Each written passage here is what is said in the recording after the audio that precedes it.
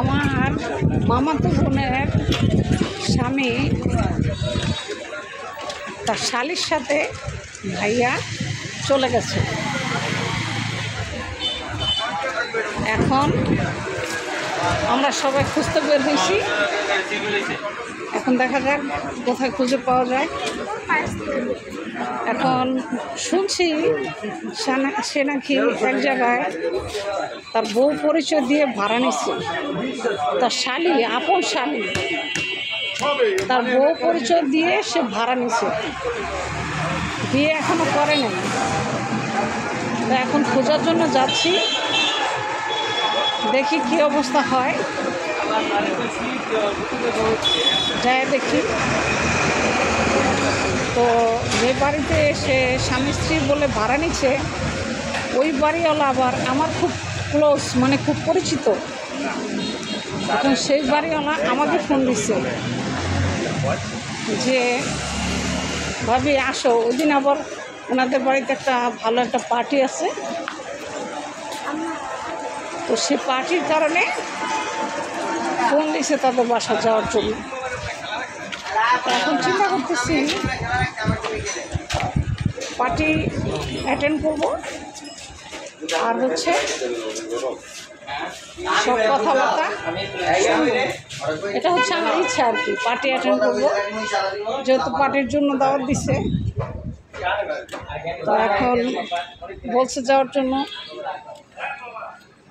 তো আমি যাচ্ছি সেখানে, যাই দেখি কি অবস্থা। আজকাল আসলে দুনিয়াটা উল্টা হয়ে গেছে, মানে কি বলবো, বলার ভাষা রাখে না। দুনিয়া এরকম উল্টাইছে, মানে বলার আর ভাষা রাখে না, বুঝছেন। আপন দুলাভাই শালিয়ে নিয়ে বেরোয় গেছে, আর ঘর বানা নিছে, বলছে কি আমার বউ, অথচ তার শালি। দীর্ঘদিন ধরেই প্রায় মিলামেশা করতেছে, থাকতেছে একসাথে। এখন দেখি কি অবস্থা, যাই দেখি। এখন যাচ্ছি, দেখা যাক কী অবস্থা হয়।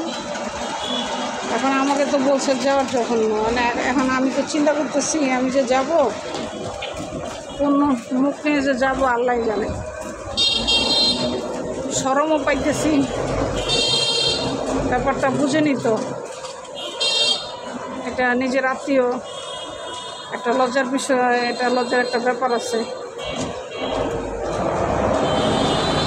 এই অবস্থা আর কি। তো দেখা যাক কি হয়। এ ব্যাপারে আসলে মনটাও বেশি একটা ভালো নাই, মনটা একদমই খারাপ। তো দেখা যাক কী হয়। তো ফোন দিতেছে ভাবি একটু পরপরই, ভাবি আসেন, আপনি তাড়াতাড়ি আসেন। একটু পরপরই ফোন দিতেছে আসার জন্য,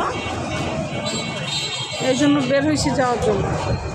আর যার স্বামীরে নিয়ে গেছে তার আপন বোন, সে অলরেডি, তারা স্বামী স্ত্রী সংসার করতেছে, আর তারা পরিচয় দিছে তারা স্বামী স্ত্রী।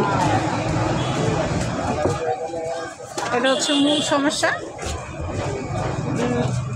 এলাকার মানুষ একটু সন্দেহ করতেছে।